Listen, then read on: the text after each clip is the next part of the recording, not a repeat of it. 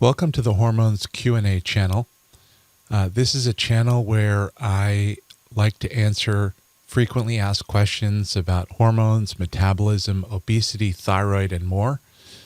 I'm a board-certified endocrinologist, and I've noticed that there is a lot of bad information about these topics on the internet, and I hope to provide some good information here. Please note that this channel is only for educational purposes and is not meant to diagnose or treat any illness. My first question for this channel is, what are hormones? And so a hormone, when we talk about endocrinology, my field, a hormone is a substance that's released from one part of your body into the blood and travels to a different part of your body and has an effect. And we have many hormones in the body, many hormones in the body. When people think about hormones, they often think about sex hormones like testosterone and estrogen, but the body has all kinds of hormones. For example, one you may have heard of is the thyroid hormone. It's released from this butterfly-shaped gland in the neck, which wraps around the front of the trachea, which is the tube that you breathe through, which brings air down to your lungs. This thyroid gland makes hormones which are collectively known as thyroid hormone. And there are a couple different types of thyroid hormone. One is called T4, another is called T3.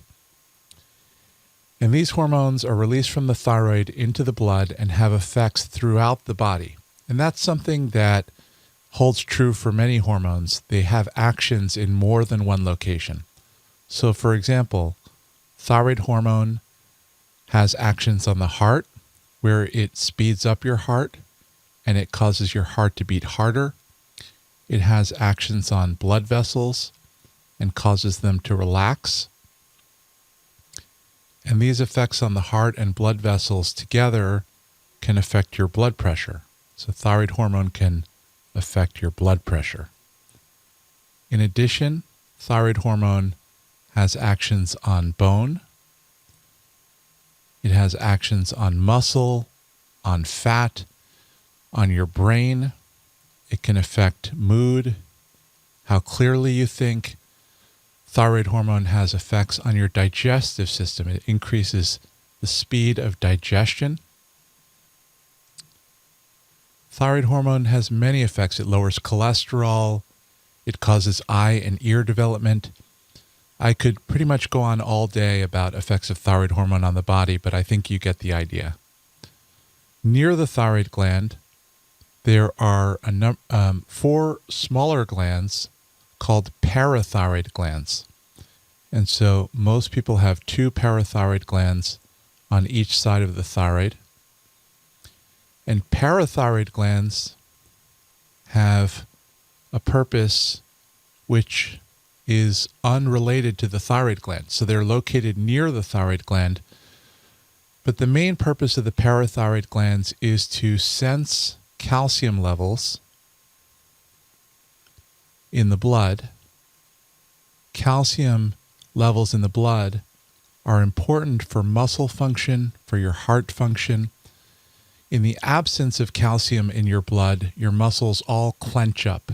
It's a situation called tetany, and ultimately you can't even breathe without the muscles that help you breathe. Parathyroid glands sense calcium levels, and when calcium levels are dropping too low, they increase the levels of a hormone called parathyroid hormone. And amongst other things, parathyroid hormone pulls calcium out of your bones and into your blood.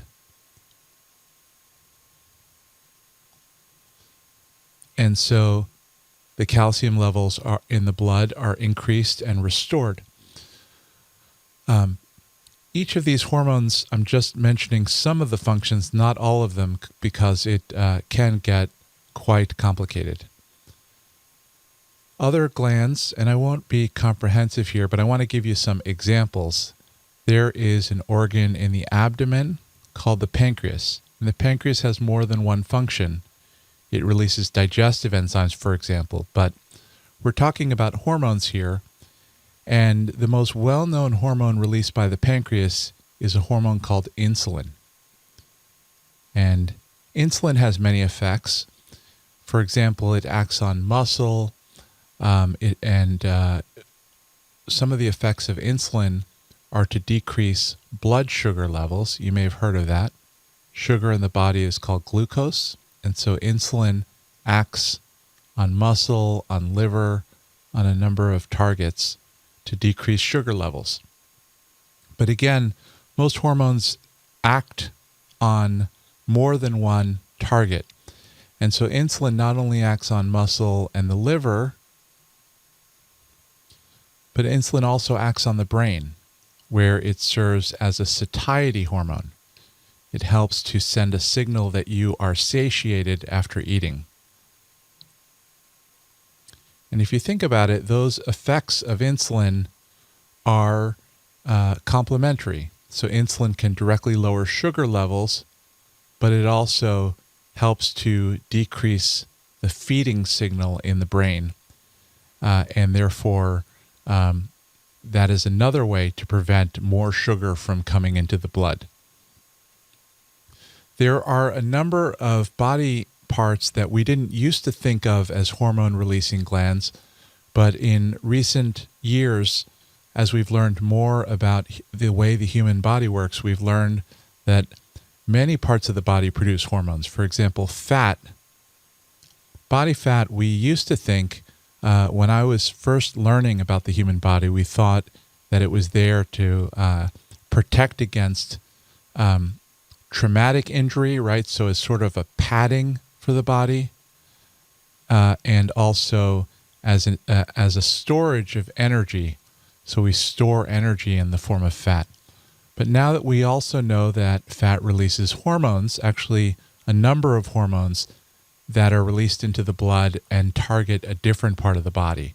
So for example, leptin is a hormone made by your body fat that sends a signal to your brain. And the more fat you have, the more leptin you release.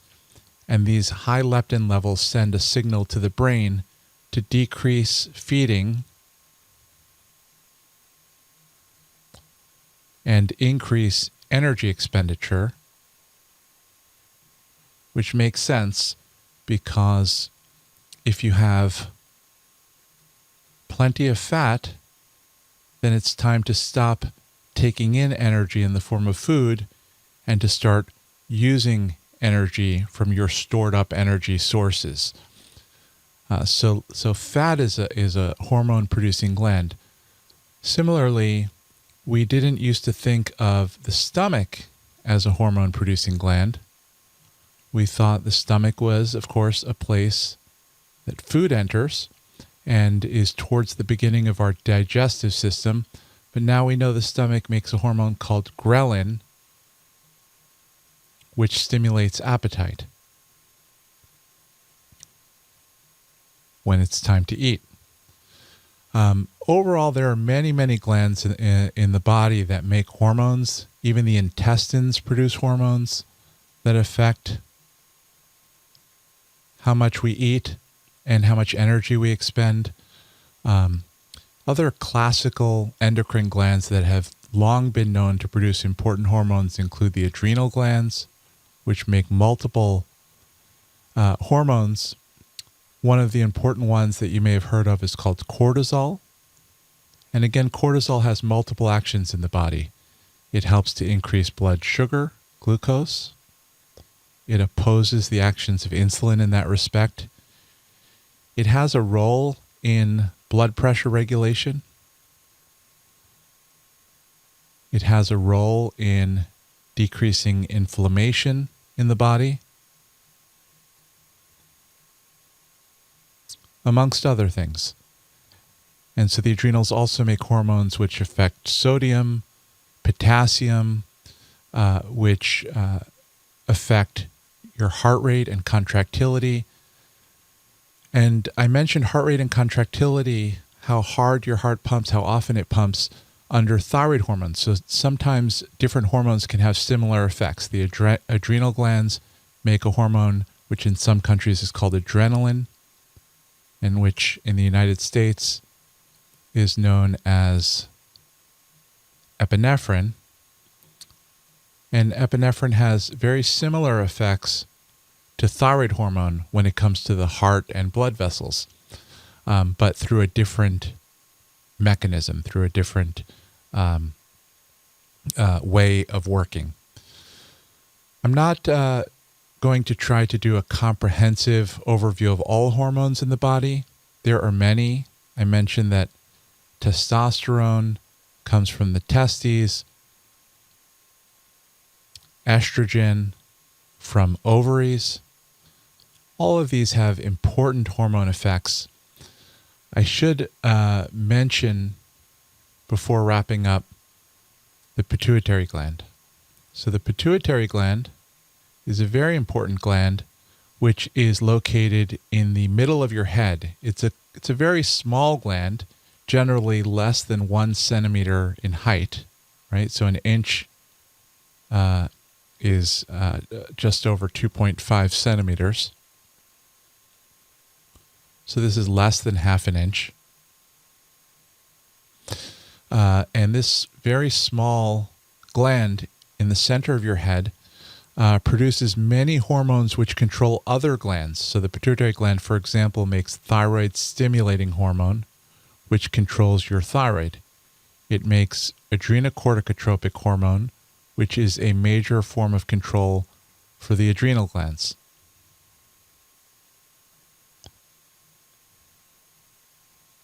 The pituitary also makes follicle stimulating hormone and luteinizing hormone, which control your testicular and ovarian production of hormones. It makes growth hormone, which has an important role in growth. It makes prolactin, which controls milk release. It is a site of release of a hormone called antidiuretic hormone, which controls how much water we hold on to and how much water we urinate. So sometimes the pituitary is referred as the master gland because it controls so many other glands and so many processes. So it deserves special mention. But overall, what are the purposes of your hormones? Well, we can sort of summarize by saying that hormones regulate a number of processes in the body. For example, temperature, body temperature. Thyroid hormones have an important role in regulating temperature. Heart rate and blood pressure. Multiple hormones, more than one adrenal hormone, as well as thyroid hormone, have a role in regulating heart rate and blood pressure. Blood sugar levels, more than one pancreas hormone, as well as hormones from other parts of the body, like the intestines, like the adrenal glands, regulate blood sugar. Weight. We often don't think about weight as something which is hormonally regulated. Oftentimes doctors don't even fully understand how much is known about how many hormones affect weight, not just the thyroid, for example, and not just the adrenal glands and thyroid. But weight is very much so hormonally regulated. So hormones regulate many different systems in the body. And when hormones are not working properly, it leads to disease. Many of these hormones, several of the hormones that I've mentioned, are actually necessary for life. We are unable to live without thyroid hormone. We are unable to live without insulin. We are unable to live without cortisol. Other hormones are not necessary for life, but having too much or too little of them causes us to feel unwell or to suffer from illness, which makes us less healthy. So the purpose of this channel really is to talk about different hormone disorders, hormone problems, issues related to metabolism, which we'll talk about separately, but many hormones affect metabolism. To talk about weight loss, why weight loss is so difficult, and why keeping weight off after losing weight is even more difficult, and many other topics on this channel. So this is just an introduction to the channel. Again, I am a physician. I'm board certified in endocrinology, which is the study of hormones, in internal medicine, as well as in obesity medicine. And I hope to try to provide good, up-to-date, evidence-based information on this channel. Again, the purpose of this channel is purely education, and it is not meant to diagnose or treat any illness, is not a substitute for your own healthcare provider. So thank you for watching and have a good day.